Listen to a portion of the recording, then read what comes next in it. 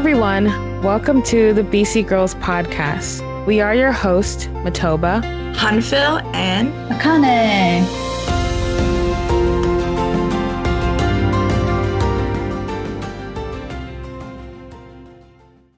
Today's topic, it's a bit of a serious topic, but something that is now celebrated all throughout America for the most part. We're going to be talking about Juneteenth. What is Juneteenth? How is it celebrated? Why it's called Juneteenth? Why it's important that we celebrate it? And give a little bit of a call to action, things that we've discovered and found to bring more awareness and to participate in celebrating Juneteenth. So, what is Juneteenth? We're going to give a short summary, and we've cited two sources for this, New York Times and PBS.org. On June 19th, 1865, about 2 months after the Confederate General Robert E. Lee surrendered at Appomattox, Virginia, Gordon Granger, a Union general, arrived in Galveston, Texas, to inform enslaved African Americans of their freedom and that the Civil War had ended. General Granger's announcement put into effect the Emancipation Proclamation, which had been issued more than 2.5 years earlier on January 1st, 1863, by President Abraham Lincoln. The holiday received its name by combining June and 19th. The day is also sometimes called Juneteenth, Independence Day, Freedom Day, or Emancipation Day. The Emancipation Proclamation itself ended slavery in the Confederacy, at least on paper, had taken effect 2.5 years before, and in the interim, close to 2,000 Black men had enlisted in the American Civil War that was happening at that time. When Texas fell, it wasn't exactly instant magic for most of the Lone Star states. 250,000 slaves. On plantations, masters had to decide when and how to announce the news, or wait for a government agent to arrive, and it was not uncommon for them to delay until after the harvest. The original celebration became an annual one, and it grew in popularity over the years with the addition of descendants, according to Juneteenth.com, which tracks celebration. The day was celebrated by praying and bringing families together. In some celebrations of this day, men and women who had been enslaved and their descendants made an annual pilgrimage back to Galveston.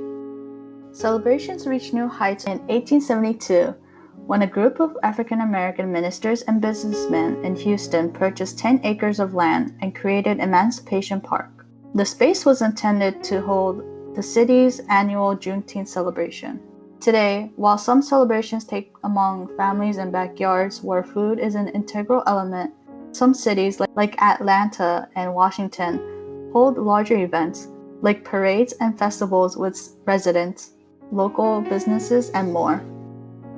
So this is a brief summary of Juneteenth, what it is and why it's celebrated, and why it's called Juneteenth.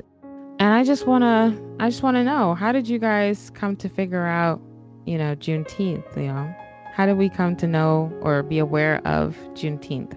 So I was actually watching some clips from Walden Out on YouTube. I forgot who mentioned Juneteenth, but I think they were playing the Jeopardy, like what is, and someone answered Juneteenth, and I was like, and my mind went blank. I was like, what is Juneteenth? I have never heard of Juneteenth before. And what about you, Hanfil? For me, I believe it was through my work at Jenna, where I'm working with kids, because we try to incorporate national holidays as well as holidays that are important, its significance, especially to the population and diversity of our children at work. So we have a mixed range of kids, mostly Asian, but we do have other of like African American families, or they're also like some are from like South America, like or either from Brazil, Suriname, but not a whole general majority population. That's why I've heard of it, but I think also like through social media. I think on the day of Juneteenth, I wasn't really I didn't know much of it prior, but I think seeing a lot of the feed on like Instagram especially or Facebook, I was just like, huh? I was curious, so I kind of just started looking up or if they sent some links or anything. I was just like, oh, I was like, I didn't know. I was like, wow. But yeah, that's how I knew. Yeah, see, this is why social media is important in bringing awareness to holidays and moments in history like this. For me, Juneteenth was something that was briefly taught in our school. Like, it was probably something that was said one time. We didn't really celebrate it because I don't know actually. I don't know why we didn't really celebrate it. We could have had a day off or something. But I know that here, you know, Juneteenth is not considered a national holiday, and there is like legislation being done so that it could become a national holiday, but it's not. So each state, celebrates or, yeah, celebrates it in its own way. I know that for me, I work in New York and I have Juneteenth off. So, but that's New York. Or like I have the Friday before, sorry, the Friday before the actual Juneteenth, because Juneteenth is on a Saturday. Right. But I have the Friday before off. Like everyone has paid off. And I know in other states, it's recognized and acknowledged, but you don't have that day off. You can still go to work if you choose to, like it's not observed like a national holiday like Labor Day or Independence Day is. It's kind of sad. Yeah, it's really sad. I do hope that it gets to the point where it becomes a national holiday and everyone can celebrate it. Um, but yeah, it was something that was briefly taught in school. And then, after that, every year since, hearing it on social media, hearing other celebrities and influencers talking about it, I didn't have to take history classes in college because I fulfilled the requirement needed for that. So even then, I did not really study the history of it in college. Um, and so for me, I feel like the first time that I really became super aware of it was last year. Um, as y'all know, and some people might be irritated, but I like Beyonce, and she put out a song called Black Parade on June 19th of last year to celebrate Juneteenth. And so, you know, that's why it's important for people of her stature and that work in different areas, different industries. It's really important for them to say something because the people who are following them are most likely going to listen. I mean, like I said, it's not like I was completely unaware of Juneteenth, but it became more of a prominent thing at that moment. Like, oh, like this is what Juneteenth means to me. Like, it's about having pride, in who I am as an African American woman. Of course, it's a day to celebrate when the slaves in Texas were told they were freed, even though technically they were freed like 2 years before. Can we just talk about that for a minute? Like, that's very problematic. Super problematic. Super. It's definitely a hidden agenda with that. Yeah. Of course, this was during slave time. This was during Civil War, where the Confederates and the Unions were fighting each other. So that in itself is a whole another part of history. It's also quite interesting how that was the last civil war that America's ever had. Interesting, America. Interesting history, man. So, yeah, that's how I came to know Juneteenth. Why do you think it's important for organizations, companies, TV shows, all sorts of media to bring awareness to Juneteenth? I think this is just my opinion. I think people living in America should be aware of what America did in history. Mm-hmm.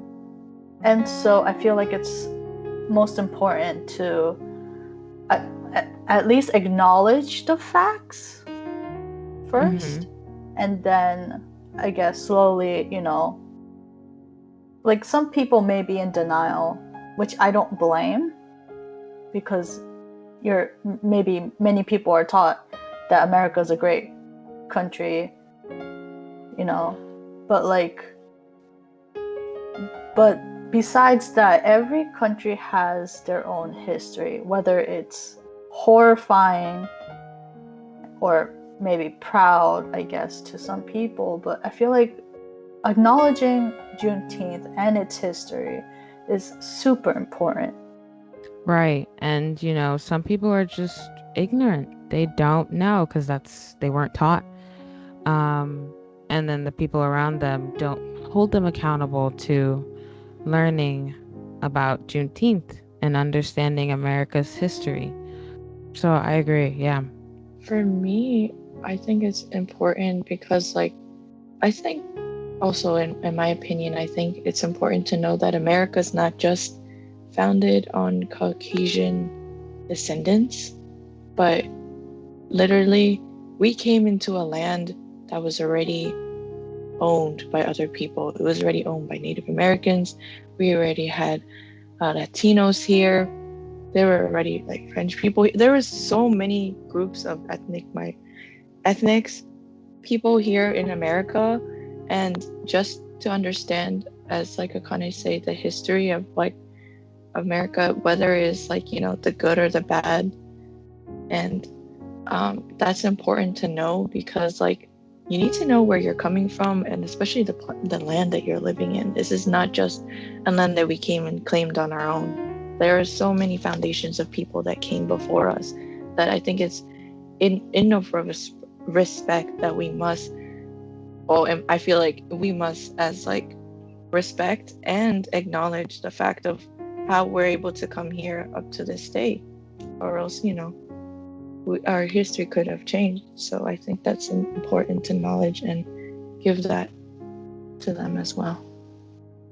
Yeah, I completely agree. And I think we can take this convo a little bit further. Like, I was thinking about, I was thinking about history, how it's taught to us in school.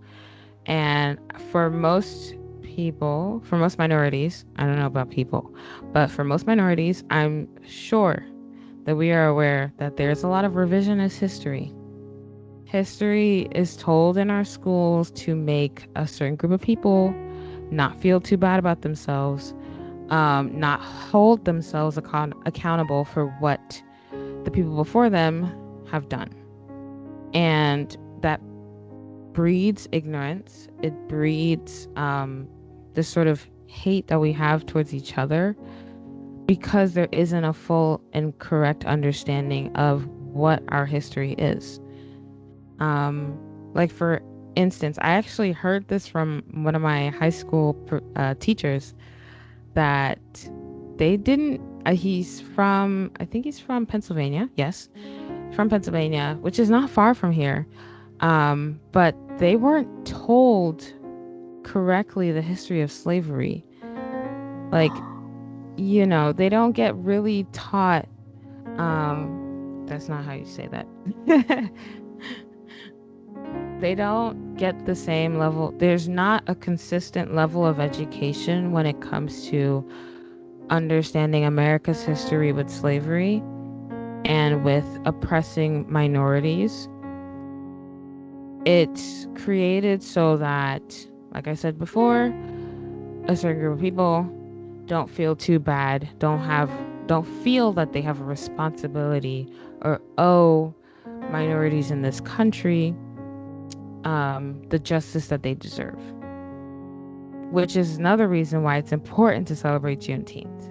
The justice that was needed at that time during the Civil War was allowing slaves to be free on the day of the Emancipation Proclamation being put into existence. But what happened was 2 years and a half after the fact, in Texas at least, and in other states too.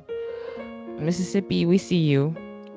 The slaves weren't freed until, finally the 13th Amendment came into fruition and slavery was abolished. So this kind of history of resistance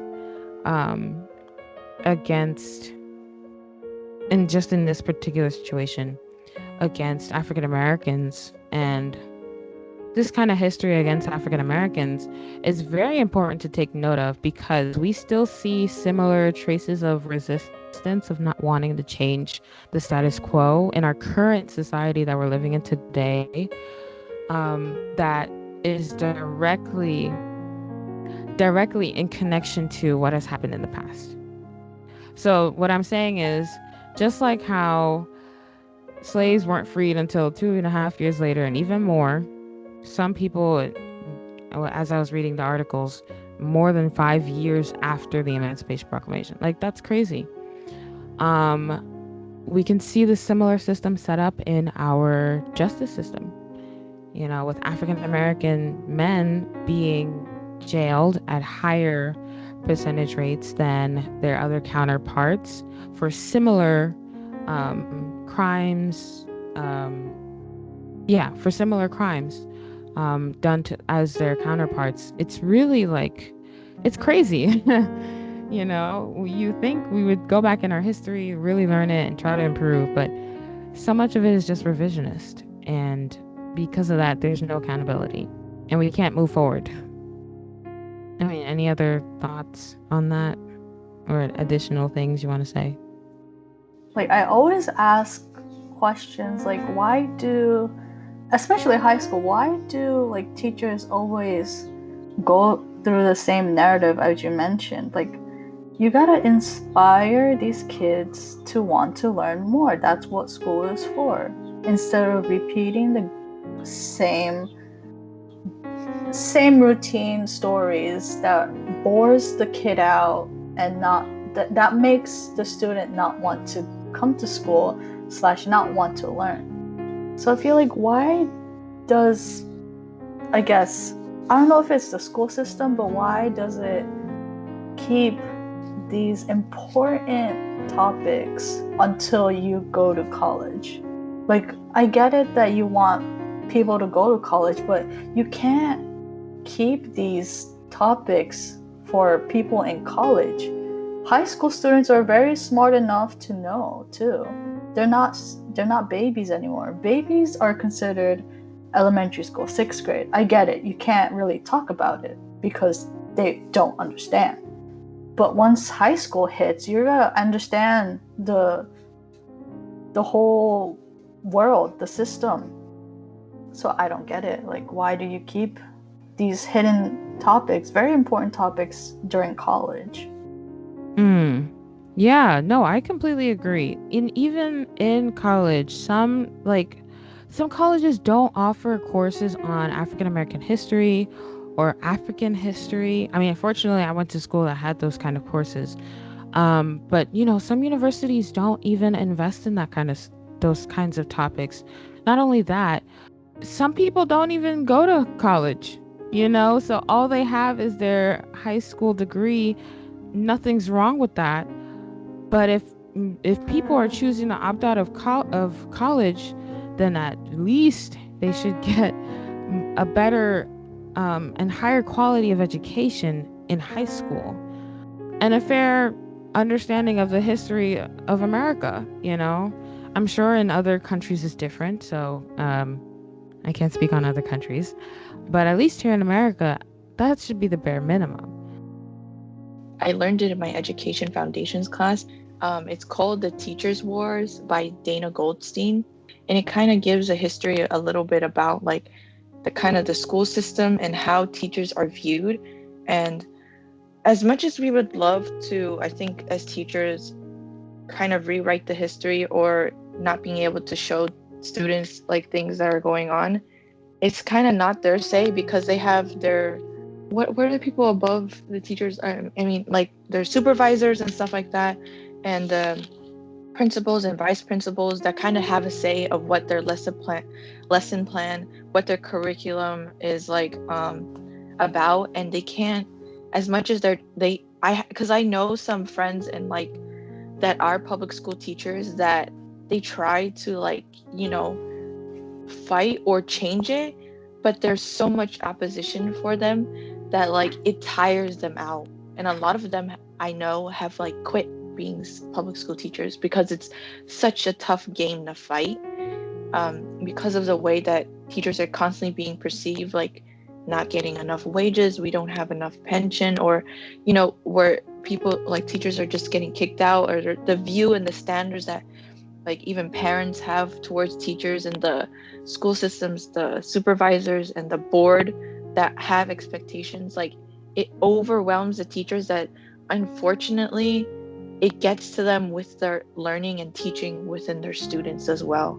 So they're not able to give that, fruitful information or that vibrant like storytelling of what's really going on, because they don't see also like how it's going to help them as teachers. Because like we do want to help the students, but if you're getting poor pay, you're not having the support of your supervisors or coworkers, it's a hard profession to work in, and it's you lose your passion and your drive to help the students, and they see that. So that's very unfortunate, I see, with a lot of teachers, and it's still happening. Yeah, man. Respect to the teachers. Honestly, I don't think I appreciated my teachers enough. That was more of a systemic thing that I had an issue with, not really the teachers themselves. Like, they're great people for the most part. There are some teachers that, were a little questionable. But for the most part, teachers are great. Like, I actually liked my teachers as human beings, but didn't necessarily like the system that they were a part of. But still, I wish that I had appreciated them even more, especially in middle school and high school. I went to pretty much all black schools growing up. Middle school and high school. I mean, black, Latino. There was one year in high school. There was like one Asian kid um, attending our school, but I haven't seen him after that year. And then another random high school year, forgot which one, there was a white kid. So like they were they were really the minorities at our school. And then in college, I went to a all white school pretty much, a PWI, predominantly white institution. Well, I mean, it's not really all white. There are minorities, but the majority, sorry, I can't speak. The majority is white. And so it was like a huge cultural shift. And even how I related to my professors was a lot different. I mean, the college culture in general is a whole nother thing. Completely different from high school and middle school. But how I related to my professors was completely different from how I related to them, how I related to my teachers in middle school and high school. I still had white teachers. Again, that was a system thing that I didn't like, even though I went to an all black school. um, they're great individuals. I have nothing against them. Absolutely nothing. But I do wish that I appreciated more when I was at that age, because they did teach me something. So I went to a charter school, different from a public school and different from a private school.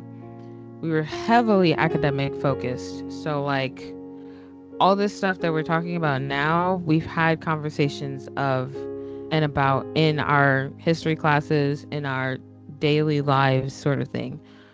So, very intellectual based type of education, making sure that we had high quality education in that way. which is why I think contributes to how I speak the way I speak and, how I go about doing things, finding information. So, yeah, I appreciate my teachers for all that they've done, all the hard sacrifices that they've had to make, making me aware of things that I would have never been aware of if I had went to a public school, or if I only relied on information from the internet or society. So I appreciate my teachers. Thank you. I mean, as of TV shows, like I mentioned, I watch Walden Now and got to know the name of Juneteenth. I'm really glad that, first Nick Cannon making Walden Now. I know it was a a big leap of his career, and it's been hard for him, but I'm really glad that he kind of brought out this show, because now, there's more connection and he's showing more talented people, I guess, as guests and members of Walden Now. And like them mentioning just the name of Juneteenth or any other holidays, or like something that's like not heard in the public, I would say, or not mentioned. I'm really glad that they do what they are doing. And big props again to Nick Cannon, even though he's slightly being shaded shaded during the show, but he's doing a great job overall. So I feel like more, organizations, companies, and all of social media can be able to contribute to telling people the truth, and also, facts about Juneteenth and every other holiday that's not been mentioned. I think also to be aware, especially for like youth and young adults who heavily rely on social media or the internet for information, knowing which sources to go to, definitely. Like what are like kind of more less like biased platforms, as well as just like where exactly are they getting their news? Like, do you see any citation, or is this all just based off the author or journalist? Because if you do, like, it's good to research or also just find out about things you don't know, but it's better to find it in the right information, or else you're just going to be exposed to something completely different than what it's about. So I think definitely that's important. Or like look up maybe someplace near your own community, or if you want to get involved. I think I'm just thinking of for myself, because I don't feel like I had much exposure or like finding what I can do. So this is kind of something I would personally want to do as well. So And on that topic, actually, I found a website called epconservancy.org. We'll link that below, as well as the sites that we use to get our history information on Juneteenth. Essentially, this is